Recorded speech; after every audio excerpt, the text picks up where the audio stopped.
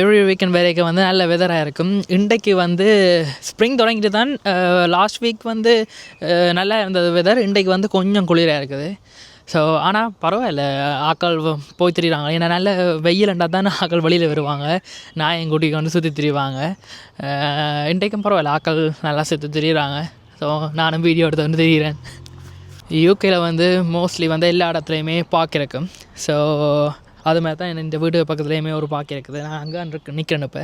So இங்கே வந்து எப்போயுமே நான் சாட்டர்டே சண்டேயில் வந்து கூட டைம் ஸ்பெண்ட் பண்ணுவேன். என்ன நல்லா இருக்கும், நல்ல குட் ஃபீலாக இருக்கும். ஸோ அது மாதிரி தான் இன்றைக்கு வந்திருக்கிறேன்.